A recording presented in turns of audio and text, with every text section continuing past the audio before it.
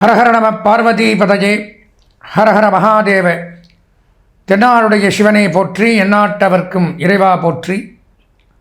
ஆதித்யாஜ சோமாய மங்களாஜ புதாஜ குரு சுக்ர சனிபியஸ்ச ராகவே கேதவே நம. நக்ஷத்திர கிரகதாராணாம் அதிபோ விஸ்வபாவன தேஜசாமபி தேஜஸ்வி துவாதசாத்மன் நமோஸ்துதே. நமசூர்யாய.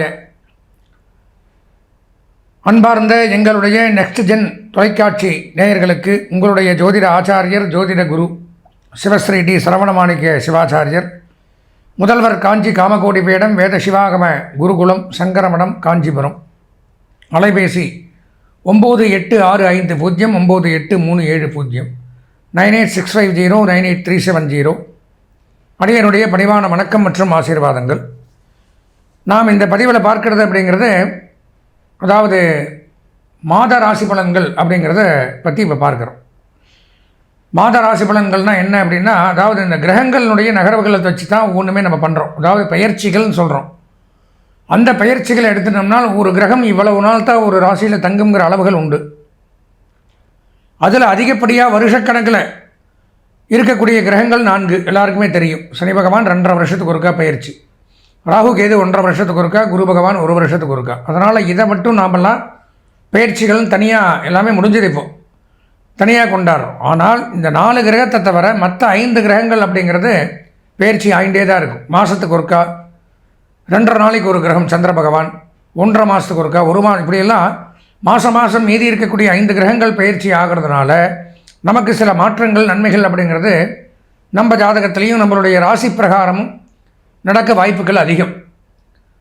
இப்போது தினபலன்கள் அப்படிங்கிறத சொல்கிறோம். அன்னைக்கு கிரகம் எங்கே இருக்குது அப்படிங்கிறத, சந்திரன் எங்கே இருக்குதுன்னு வச்சு சில பேர் சொல்லலாம். வார பலன்கள்ங்கிறதையும் சொல்லலாம். அந்த வகையில் இந்த மாத ராசி பலன்கள் அப்படிங்கிறது மிகவும் ஒரு முக்கியம் வாய்ந்தது. ஏன்னா கிரகங்கள் பயிற்சியானது 5 கிரகங்கள் மாறும் ஒரு மாதத்துக்குள்ளே. அப்படி வைத்து பார்க்கும் பொழுது முழுமையான பலன்கள் அப்படிங்கிறது ஓரளவு நம்ம தெரிஞ்சுக்கலாம். அந்த வகையில் பார்க்கும் பொழுது நாம் இப்போ பார்க்கிறது அப்படிங்கிறது மங்களகரமான விஸ்வாவசு வருஷம் ஆனி மாதம் 2025ஆம் ஆண்டு ஆனி மாதத்திற்குண்டான பலாபலன்களை பற்றி தான் இந்த 12 ராசிகளுக்கும் எப்படி இருக்கும், என்னென்ன பண்ணலாம் அப்படிங்கிறத பார்க்குறோம். பார்ப்பதற்கு முன்பாக நாம்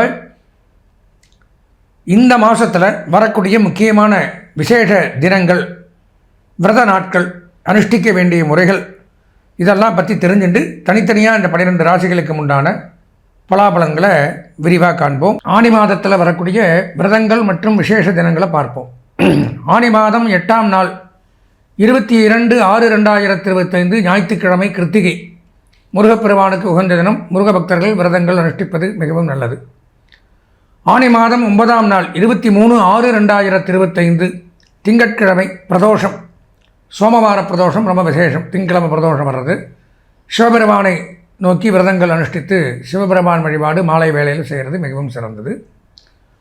ஆனி மாதம் 11ஆம் நாள் 25/6/2025 புதன்கிழமை அமாவாசை, பிதர்கள் முன்னோர்கள் நினச்சி தர்ப்பணங்கள் கொடுக்கறது அப்படிங்கிறது விசேஷம் அன்னைக்கு.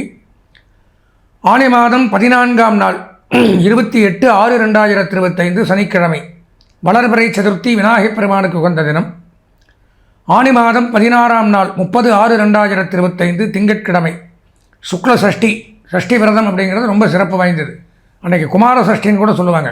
குழந்தை இல்லாதவர்கள் இந்த வருஷம் ஆனி மாதத்தில் குமார சஷ்டி அன்னைக்கு விரதம் இருந்தால், சஷ்டியில் இருந்தால் அகப்பையில் வரும்பாங்க. அதுக்கு தான் மாற்றி சஷ்டியில் இருந்தால் அகப்பையில் வரும்னு மாற்றி சொல்லுவாங்க. சஷ்டியில் விரதம் இருந்தால், அகம்னா நம்ம சரீரம், உடல், அந்த பையில் உடலில் இருக்கிற பைங்கிறதா கர்ப்பப்பை. சஷ்டியில் விரதம் இருந்தால் கர்ப்பப்பையில் குழந்தை வரும் அப்படிங்கிறது தான் வாக்கியம். ஆனால் இந்த சஷ்டி விரதம் அப்படிங்கிறது இருந்தால் முருகப்பெருமானே வந்து பிறப்பார் அப்படிங்கிறது ஒரு ஐதீகம். அதனால் அந்த விரதம் அப்படிங்கிறது அன்றைய தினம் அனுஷ்டிக்க வேண்டியது.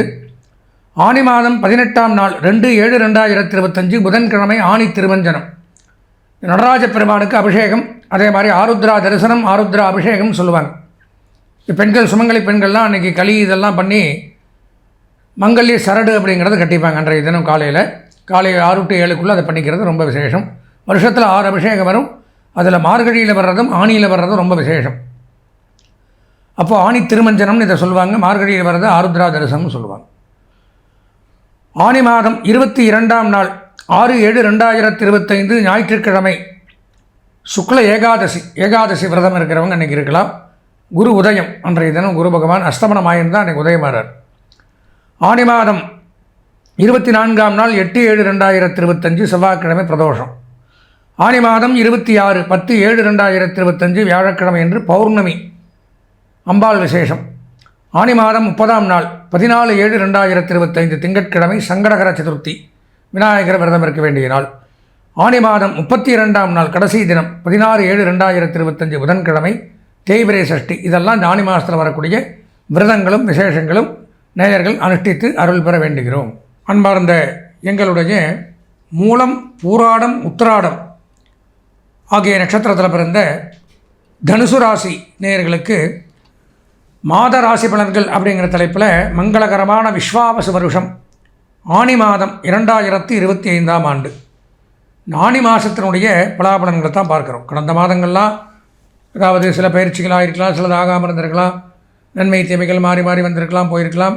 அப்போது இந்த மாதத்தில் கிரக நிலவரங்கள் பிரகாரம், கிரக பயிற்சிகள் பிரகாரம் நம்ம தனுசு ராசிக்கு எப்படி இருக்குது, எதை செய்யலாம் அப்படிங்கிறதெல்லாம் பற்றி தான், எதை செய்யக்கூடாது, எந்த கிரகத்தை வணங்கலாம், இதெல்லாம் பற்றி இந்த பதிவில் பார்க்குறோம். தனுசு ராசி அப்படின்னு எடுத்தலாம் ராகு பகவான் 3ஆம் இடத்துல மிகச்சிறப்பு. உடன் பிறந்தவர்கள் மூலம் அனுகூலங்கள், ஆதாயங்கள் ஏற்படும். சகோதர சகோதரிகள் மூலம் நன்மைகள் உண்டாகும். அவர்களுக்கும் நன்மை ஏற்படும். உங்கள் மூலமாக இருந்து வந்த பிரச்சனைகள் விலகும். உடல்நலக் கோளாறு, சில பேருக்கு வெகு நாட்களாக மருத்துவ செலவு இருந்துருக்கும். என்ன நோயினே கண்டுபிடிக்க முடியறக்கே பல காலம் ஆகிருக்கும். கண்டுபிடிச்சும் வைத்தியம் பண்ணிகிட்டே இருப்பாங்க, நோய் சரியாகாது. அந்த மாதிரி ஒரு பெரிய ஒரு மருத்துவ சாகசம்னே சொல்லலாம். அந்த நோய் நிவர்த்தியாகி முழுமையாக குணமடையக்கூடிய நேரம் அப்படின்னு கூட இந்த நேரத்தை சொல்லலாம். அந்த மாதிரி அமைப்புகள் ஏற்படக்கூடிய அமைப்பு உண்டாகுது. வெளிநாடு போக்குற அமைப்பு உண்டாகுது. வெளிநாட்டு பயணங்கள் சிறப்பாக இருக்கும். ஏற்றுமதி இறக்குமதி தொழில், அந்நிய செலாவணி, பங்கு வர்த்தகம், ஷேர் மார்க்கெட்டிங் இதில் எல்லாம் சாதிக்கலாம், சம்பாதிக்கலாம். 4ஆம் இடத்துல சனி, அது ஒரு இடையூறை ஏற்படுத்தும். அர்த்தாஷ்டம சனின்னு பேர். அர்த்தம்னா பாதி, அஷ்டமன்னா 8, 8ல் பாதி 4. இடமாற்றம், வேலை மாற்றம், துன்பம், துயரம், அலைச்சல், வேதனை, சங்கடங்கள், மனமுளைச்சல், பொருளாதார விரயங்கள், கஷ்ட நஷ்டங்கள், வீண் வாக்குவாதங்கள், விபத்து, பிரிவு இதெல்லாம் கொடுக்கும். கொஞ்சம் ஜாக்கிரதையாக தான் இருக்கணும். 2.5 வருஷத்துக்கு சனி அங்கே தான் இருக்கும். கொஞ்சம் பேச்சுக்கள் எல்லாம் கரெக்டாக இருக்கணும். போக்குவரத்தில் கவனமாக இருக்கணும். இல்லைன்னா நம்ம ஏமாந்துருவோம். ஜாக்கிரதையாக இருக்கணும். 5ஆம் இடத்துல சுக்கிரன், பூர்வ புண்ணியஸ்தானத்தில் சுக்கிரன் மிகச்சிறப்பு. பூமி, மனை, வீடு, விவசாய நிலங்கள், லாபம். அதே மாதிரி வங்கி, நிதி நிறுவனங்கள், ஃபினான்ஸ் டிபார்ட்மெண்ட், குடுக்கல் வாங்கல், ஆடை ஆபரண தொழில் பண்ணுறவங்க இவங்களுக்கெல்லாம் நன்மை. பஞ்சு, பருத்தி, ஜவுளி இந்த மாதிரி துறையில் வேலை செய்யக்கூடியவர்கள், தங்கம், வெள்ளி, நகை செய்பவர்கள், விஸ்வகர்மாக்கள் இவங்களுக்கெல்லாம் மிக ஒரு சிறப்பானது ஒரு நன்மை அப்படிங்கிறது ஏற்படுது. எதிர்பார்த்த காரியம் கைகூடும். பெண்களுக்கு மிகச் சிறப்பானது ஒரு நன்மை அப்படிங்கிறதும் ஏற்படும். 5ல் சுக்கிரன். 6ஆம் இடத்துல ஒன்றுமில்லை. 7ஆம் இடத்துல சூரியன் குரு சேர்க்கை மிகச்சிறப்பு. உயர்கல்வி, ஞானம், அறிவு, ஆன்மீக நாட்டங்கள், இறை வழிபாடு, தியானம், தபம், ஜபம், யோகம் இதில் ஈடுபடலாம். வீடு வாங்கலாம், வீடு கட்டலாம், மனை வாங்கலாம், இடம் வாங்கலாம், விவசாய நிலம் வாங்கலாம், தோட்டங்கள் அமைக்கலாம், வீட்டிற்கு தேவையான பொருட்கள் அனைத்தும் வாங்கலாம், பெரிய பதவிகள் வகிக்கலாம். இப்போ இருக்கிற பதவியே பெரிய பதவியாக இருந்தாலும் அதை விட ஒரு பெரிய பதவிங்கிறது கிடைக்கும். தலைமை பொறுப்பு, நிர்வாகத்திறமை, team leading, head of the department இதெல்லாம் கிடைக்கும். அரசுத்துறை, அரசியல்வாதிகள், அரசு பணியாளர்களுக்கும் நன்மை அதிகரிக்கும். திருமண வாழ்க்கை சிறப்பாக இருக்கும். திருமண பாக்கியம் அப்படிங்கிறதும் ஏற்படும். தடைப்பட்டு வந்த திருமணங்கள் நிச்சயிக்கப்படும். திருமண காலம் வந்தாச்சு. 8ஆம் இடத்துல புதன், அதுவும் நன்மை. உயர்கல்வி, ஆடிட்டிங், அக்கௌண்டன்ட், எழுத்துத்துறை, டீச்சிங், கல்வித்துறை, உயர்கல்வித்துறை, பத்திரப்பதிவுத்துறை, வருமான வரித்துறை, ஆடிட்டிங், அதே மாதிரி IT company, trading, marketing agencies, business, வியாபாரிகள், பால், பழங்கள், காய்கறிகள், உணவு ரீதியான வியாபாரங்கள் இதெல்லாம் சிறப்பாக இருக்கும். 9ஆம் இடத்துல செவ்வாய், கேது, அதுவும் மிகச்சிறப்பு. ரியல் எஸ்டேட் பண்ணுறவங்க, புரோக்கேஜ் பண்ணுறவங்க, உணவு சம்மந்தமாக ஹோட்டல்ஸ் வச்சுறவங்க, ரிசார்ட்ஸ், ஹோட்டல்ஸ், லாட்ஜ், தங்கும் விடுதிகள், சின்ன பேக்கரி ஷாப்லேருந்து பெரிய ஒரு உணவகங்கள் வரை வைத்து நடத்தக்கூடியவர்களுக்கெல்லாம் நன்மை.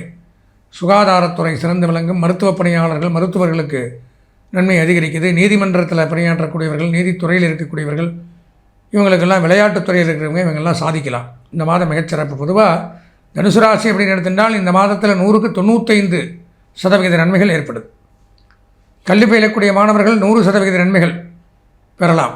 கலைத்துறை, அரசியல்வாதிகள், பெண்கள் 90% நன்மைகள். சுய தொழில், உத்தியோகம், வியாபாரம், விவசாயம் செய்யக்கூடியவர்களுக்கும் 90% நன்மைகள் ஏற்படுது. இந்த மாதம் முக்கியமான பணிகளை தவிர்க்க வேண்டிய சந்திராஷ்டம தினம் அப்படின்னு பார்த்தீங்கன்னா ஆனி மாதம் 13ஆம் நாள் வெள்ளிக்கிழமை அதிகாலை 4 மணி 14 நிமிடம் முதல் ஆனி மாதம் 15ஆம் நாள் ஞாயிற்றுக்கிழமை காலை 10 மணி 24 நிமிடம் வரை சந்திராஷ்டமம். அந்த நேரத்தில் முக்கியமான பணிகளை தவிர்த்து இறை வழிபாடு மேற்கொள்வது அவசியம்.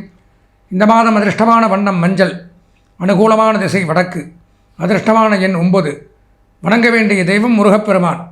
முருகப்பெருமானை வணங்கி இந்த மாதத்தை இனிமையான மாதமாக மாற்றிக்கொள்ள ஆசீர்வதித்து விடைபெறுகிறேன். நன்றி, வணக்கம். நேயர்களே, நாம் இதுவரைக்கும் இந்த 12 ராசிகளுக்கு உண்டான பொதுவான பலாபலன்கள் அப்படிங்கிறது இந்த கோச்சார ரீதியாக இந்த வாரம் நான் சொன்ன மாதிரி வார ராசி பலன்கள், மாத ராசி பலன்கள், இந்த பயிற்சி பலன்கள், தினப்பலன்கள்லாம் சொல்கிறோம்.